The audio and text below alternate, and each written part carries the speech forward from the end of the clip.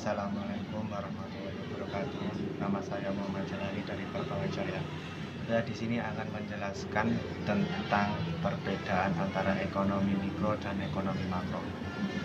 Yang pertama, ekonomi mikro adalah cabang ilmu ekonomi yang mempelajari tentang variabel-variabel dalam lingkup ekonomi yang lebih kecil, seperti perusahaan, perilaku konsumen, permintaan, penawaran produksi, harga, dan lainnya. Sedangkan ekonomi makro adalah cabang ilmu ekonomi yang mempelajari secara lebih menyeluruh, seperti halnya dengan jumlah uang yang beredar, pendapatan nasional, inflasi, pertumbuhan ekonomi.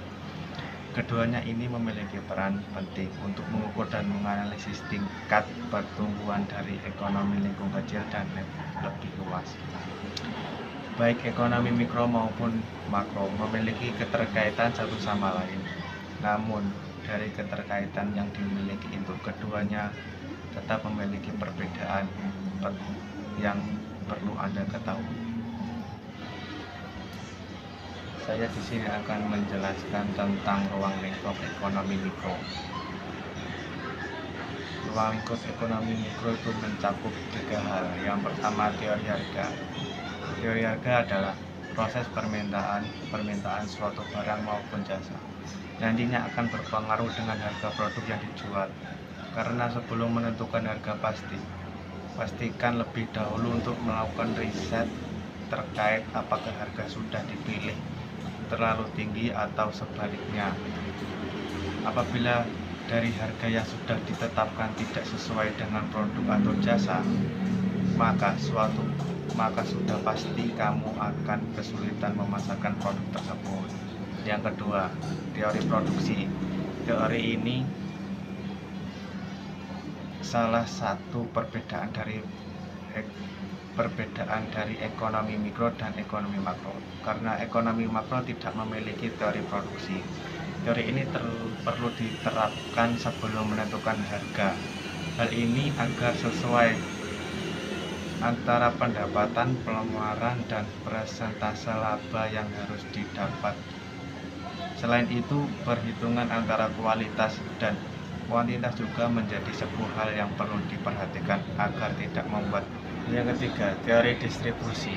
Teori ini secara umum membahas pengeluaran yang dikeluarkan oleh badan usaha untuk kebutuhan seperti pembayaran upah maupun gaji kepada karyawan yang telah selesai mengerjakan tugasnya. Sekarang membahas yang ruang lingkup ekonomi makro. Ekonomi makro memiliki beberapa kebijakan dari yang diantaranya seperti kebijakan fiskal. Kebijakan ini mengatur tentang pendapatan dan pengeluaran dari suatu negara. Pendapatan negara dapat dihasilkan dari pemungutan pajak yang dikeluarkan oleh setiap warga. Selain itu, pendapatan negara juga dapat dihasilkan dari hal di luar dari non-pajak seperti denda, lelang,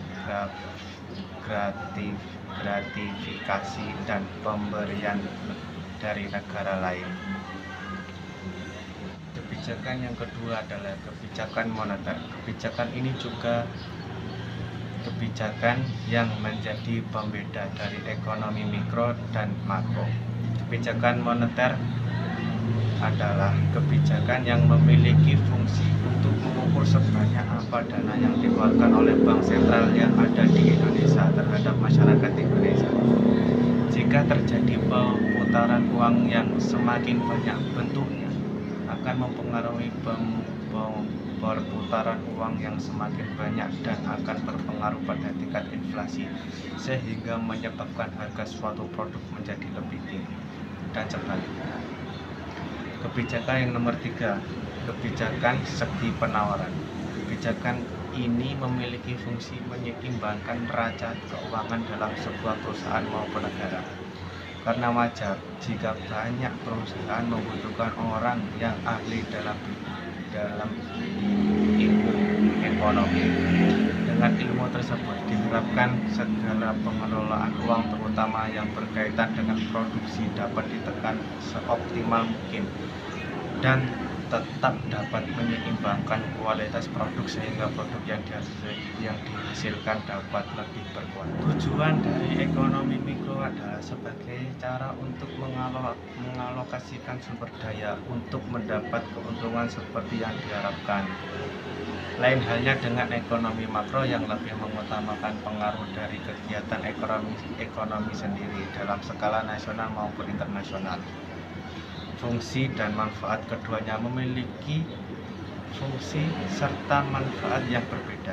Jika ekonomi mikro memiliki manfaat untuk menentukan sebuah produk, lain halnya dengan ekonomi makro yang lebih mengutamakan keseimbangan dalam penyelesaian masalah ekonomi. Sudah cukup jelas perbedaan dari keduanya. Semua ini perlu kamu pahami demi memiliki pemahaman yang baik dalam bidang ekonomi.